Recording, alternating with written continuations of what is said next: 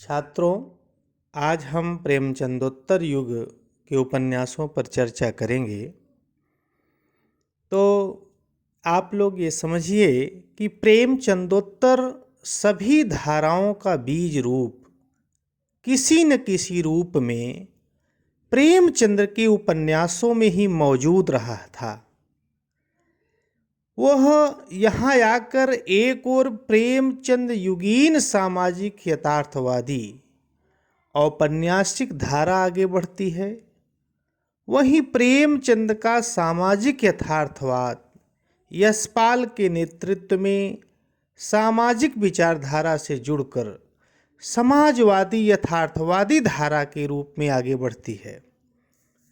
इसी प्रकार प्रेमचंद का मनोवैज्ञानिक यथार्थवाद प्रेमचंदोत्तर युग में जैनेन्द्र अज्ञेय और इलाचन जोशी के नेतृत्व में सामाजिक यथार्थ के उद्घाटन का साधन मात्र न रहकर साध्य हो जाता है और फ्रायड के मनोविश्लेषणवाद से जुड़कर मनोविश्लेषणवादी यथार्थवाद में परिणत हो जाता है। और ध्यान दीजिए, इस दौर में चौथी धारा आंचलिक उपन्यासों की है, जहां पर आकर प्रेमचंद का गांव भारत का प्रतिनिधि गांव न रहकर अंचल के रूप में रूपांतरित हो जाता है और आंचलिक जीवन के यथार्थ को समग्रता में उद्घाटित करता हुआ आता है। तो प्रेमचंद के बाद हिंदी उपन्यास किसी एक धारा में न रहकर विभिन्न धाराओं में बट गई, जैसे मनोविश्लेषणवादी उपन्यास, समाजवादी उपन्यास, ऐतिहासिक उपन्यास, आंचलिक उपन्यास, प्रयोगवादी उपन्यास। तो आज हम मनोविश्लेषणवादी उपन्यास पर चर्चा करेंगे। देखिए, मनोविज्ञान मानव व्यवहार का अध्ययन करता है। मानव व्यवहार के विभिन्न दृष्टिकोणों से उल्लेख करना ही मनोवैज्ञानिक उपन्यासों का मूल उद्देश्य है। मनुष्य का व्यवहार उसके मन और मस्तिष्क द्वारा परिचालित होता है। ठीक, तो ये जानिए कि सभी मनोवैज्ञानिक भी मन को मानव व्यवहार की मूल संचालक शक्ति मानते हैं। आप ये जानिए कि मन की 3 अवस्थाएं मानी गई। कितनी मानी गई? 3 अवस्थाएं मानी गई। पहली है चेतन मन, फिर अवचेतन मन, तीसरी है अर्धचेतन मन। इन तीनों का प्रभाव ये जानिए कि सदैव मन पर पड़ता है। इस आधार पर हम कह सकते हैं कि मनोवैज्ञानिक उपन्यासों में मन के अंतः संघर्ष का सूक्ष्म चित्रण किया जाता है। तो देखिए, आप लोग की प्रेमचंद जब गोदान लिख रहे थे, कब लिखे थे? 1936 में। 36 में उनका जो है गोदान उपन्यास प्रकाशित हो गया था। तो उसी समय हिंदी के मनोवैज्ञानिक उपन्यासकारों में जैनेन्द्र, इलाचन जोशी और अज्ञेय ये भी उपन्यास की एक नए पड़ताल में जुटे हुए थे। जैनेन्द्र गांधीवाद के अध्यात्म पक्ष पर बल देते हुए आत्मपीड़न के द्वारा हृदय परिवर्तन में विश्वास करते हैं। इन्होंने अपने उपन्यासों में काम पीड़ा और समर्पण का चित्रण करके अहम का विसर्जन किया। किसका विसर्जन किया? अहम का विसर्जन किया।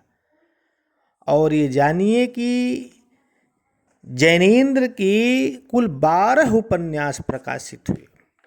12 उपन्यास जैनेन्द्र जी के प्रकाशित हुए और इनके सभी उपन्यासों में काम पीड़ा का दर्शन दिखाई देता है।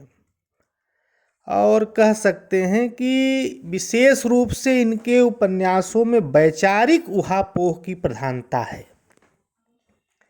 जैसा कि इनका उपन्यास परख 1929 में, सुनीता, त्यागपत्र, कल्याणी, सुखदा, विवर्त, व्यतीत, जयवर्धन, मुक्तिबोध, अनंतर, अनाम स्वामी और दशार्क, कुल मिला के इनके 12 उपन्यास प्रकाश में आए।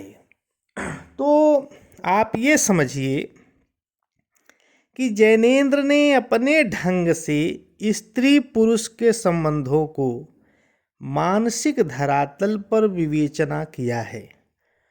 और अब देखिए, जैसे परख में इनकी पात्र है कट्टो और सत्यधन, सुनीता उपन्यास में इनकी पात्र सुनीता और हरिप्रसन्न, इसी तरीके त्यागपत्र में मृणाल, कल्याणी में कल्याणी, सुखदा में सुखदा और लाल, विवर्त में भुवन मोहिनी और जितेन, व्यतीत में जयंत और अनीता, जयवर्धन में जय और इला के बीच काम अभुक्त ही प्रधान है।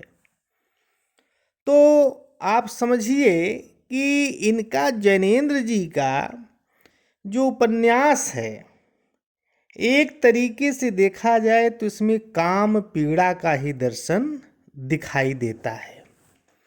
और जैसा कि जैनेंद्र के एक प्रसिद्ध उपन्यास त्यागपत्र है, तो त्यागपत्र उपन्यास में जैनेंद्र ने दैहिक पवित्रता की बजाय प्रेम और करुणा को महत्व देते हुए स्वच्छंदतावादी मृणाल का चित्र प्रस्तुत किया है, जो गांधीवादी आत्मपीड़न के दर्शन को अपनाती है, लेकिन समाज को तोड़ने के बजाय खुद को तोड़ती चली जाती है। और इस उपन्यास का नायक प्रमोद है, जो प्रमोद व्यवस्था का सामना न कर पाता है और प्रतिरोध करने की बजाय न्यायाधीश के पद से त्यागपत्र दे देता है। इसी तरीके से परख की नायिका कट्टो है। कट्टो में अशरीरी और प्लेटोनिक प्रेम दिखता है। वह सत्यधन से प्रेम करती है, लेकिन उसकी शादी बिहारी से हो जाती है।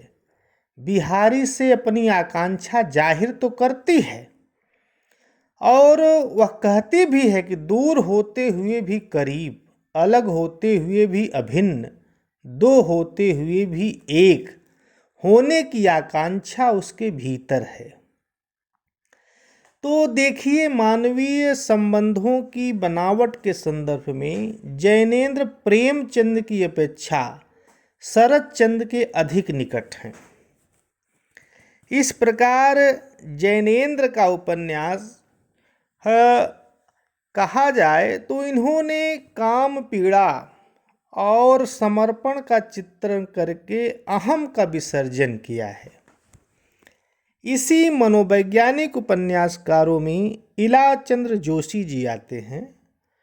तो कह सकते हैं कि इलाचंद जोशी मनोवैज्ञानिक उपन्यासकार के प्रवर्तक हैं, क्योंकि इनको जो है सबसे पहले मनोविज्ञान के क्षेत्र में माना जाता है कि सही मनोविज्ञान का पड़ताल करने वाले इलाचंद्र जोशी जी ही हैं। क्योंकि जैनेंद्र ने उपन्यास में सामाजिक प्रश्नों की तुलना में मनोवैज्ञानिक स्थितियों को अधिक महत्व दिया है। और जबकि इलाचंद जोशी ने शुद्ध मनोवैज्ञानिक समस्याओं को केंद्र में रखकर उपन्यास लिखने का पहला प्रयास किया है। और सबसे बड़ी बात यह है कि जोशी जी के औपन्यासिक पात्र न केवल समाज निरपेक्ष हैं, वरन समाज विरोधी भी हैं। तो इलाचंद जोशी के उपन्यास पर यदि चर्चा की जाए तो इनका उपन्यास है लज्जा, सन्यासी, पर्दे की रानी, प्रेत और छाया, निर्वासित, मुक्तिपथ, सुबह के भूले, जिप्सी, जहाज का पंछी, ऋतुचक्र, भूत का भविष्य, कवि की प्रेयसी। इस प्रकार से जोशी जी के इतने उपन्यास हैं। इनका प्रथम उपन्यास घृणामयी है, जो अब लज्जा के नाम से प्रचलित है। और इनका सन्यासी उपन्यास आत्मकथात्मक शैली में लिखा गया है। इसका नायक नंदकिशोर के अहम भाव का मनोविश्लेषण किया गया है। इसी तरीके से इनका निर्वासित उपन्यास में महीप एक भावुक कवि है। वह नीलिमा को प्रेम करता है, किंतु उसका व्यक्तित्व आकर्षक नहीं है। और मुक्तिपथ उपन्यास इनका जोशी जी की उपन्यास कला में एक अलग अपना महत्व रखता है। इसी प्रकार से मनोवैज्ञानिक क्षेत्र में जोशी जी ने अपना अहम योगदान दिया। और इसके बाद जो तीसरे उपन्यासकार आते हैं, सच्चिदानंद हीरानंद वात्स्यायन अज्ञेय जी के उपन्यास मनोवैज्ञानिक होते हुए भी इसमें दार्शनिकता, प्रकृतिवाद, सामाजिकता का पुट भी विद्यमान है। जैसा कि शेखर एक जीवनी इनका उपन्यास है, अज्ञेय जी का बहुत ही प्रसिद्ध उपन्यास है अज्ञेय जी का शेखर एक जीवनी। तो शेखर एक जीवनी जो इनका प्रसिद्ध उपन्यास है, अब आप समझिए कि ये फ्लैशबैक शैली में लिखा गया है। और शेखर एक क्रांतिकारी विद्रोही है। उसे फांसी की सजा हुई। वह अपने जीवन की अंतिम रात में अपने समूचे अतीत को एक बार पुनः जी लेना चाहता है। शेखर एक अहमवादी व्यक्ति है। वह हर सामाजिक बंधन के प्रति विद्रोह करता है। उसका अहम हर पुरुष से आदर की अपेक्षा करता है और हर स्त्री से समर्पण की। उसके जीवन में अनेक स्त्रियां आती है। उसकी बहन सरस्वती, मिस प्रतिभा लाल, मणिका, शांति, शीला, शारदा और शशि को पाकर वह मानो अपनी सार्थकता पा लेता है। शशि मृत्यु के बाद भी शेखर के लिए प्रेरणा बनी रहती है। और शेखर का विद्रोह अहम का विस्फोट मात्र है। और कहा जाता है कि शेखर एक जीवनी पर रोमा रोला के जैक क्रिस्थाप का प्रभाव है। इस तरीके से शेखर एक जीवनी उपन्यास इनका प्रसिद्ध उपन्यास है। और यह 1940 और से 44 के बीच लिखा गया था। तो शेखर एक जीवनी के बाद जो इनका दूसरा महत्वपूर्ण उपन्यास आता है, वह है नदी के द्वीप। तो अज्ञेय जी का ये दूसरा महत्वपूर्ण उपन्यास है और यह पत्र शैली में लिखा गया है। और इसके कुल 4 प्रमुख पात्र हैं, भुवन, रेखा, चंद्रमाधव और गौरा। डॉक्टर भुवन एक प्रसिद्ध वैज्ञानिक है। वो रेखा से प्रेम करते हैं और रेखा पति परित्यक्ता है। और गौरा भुवन की शिष्या है। चंद्रमाधव एक पत्रकार है जो अपनी पत्नी को नहीं चाहता। वह रेखा और गौरा दोनों के प्रति आकृष्ट है। तो इस तरीके से इस उपन्यास में भी एक मनोविश्लेषण और मनोविज्ञान की आधार लिए हुए है यह उपन्यास। अपने आप में यह कहा जाए तो मन के अंदर जो द्वंद्व है, उलझन है, उसी प्रकार से यह उपन्यास भी हर एक पात्र उलझन द्वंद्व में अपने आप को संघर्ष पातार करता रहता है। इसी प्रकार इनका तीसरा उपन्यास है अपने अपने अजनबी। तो अपने अपने अजनबी यह ज्ञेय जी का तीसरा उपन्यास है। इसमें यह ज्ञेय अस्तित्ववादी दर्शन का समर्थन करते हैं और इस उपन्यास का विषय ही मृत्यु से साक्षात्कार है। मृत्यु को निकट पाकर प्रियजन भी अजनबी हो जाते हैं और अजनबी पहचानते हुए अपने हो जाते हैं। तो इस प्रकार से अपने अपने अजनबी अस्तित्ववादी से प्रभावित है और मृत्यु से साक्षात्कार को उपन्यास का विषय बनाकर मानव के जीवन और उसकी नियति का मार्मिक विवेचन अज्ञेय ने इसमें किया है। अगले जो मनोविश्लेषणवादी उपन्यासकार आते हैं वो हैं डॉक्टर देवराज। डॉक्टर देवराज इन्होंने भी कई उपन्यास लिखे, जैसे पथ की खोज, बाहर भीतर, रोड़े और पत्थर, अजय की डायरी, मैं, वे और आप। इस प्रकार से जैसे आप इनका देखेंगे कि पथ की खोज में आधुनिक मध्यवर्गीय समाज के शिक्षित सदस्यों के जीवन में आने वाली समस्याओं के मनोवैज्ञानिक विश्लेषण के माध्यम से नए पथ का अनुसंधान किया है। और इनका अजय की डायरी उपन्यास, यह इनका प्रसिद्ध उपन्यास है। इसमें अजय एक बुद्धिवादी मध्यवर्गीय युवक है, शीला उसकी पत्नी है। वह चाहता है कि शीला उसके एकांगी खंडित रूप को न देखकर बल्कि उसे समग्रता में ले, उसको पूरे संपूर्णता में। वो चाहता है कि प्रेम हमको संपूर्णता में प्राप्त हो।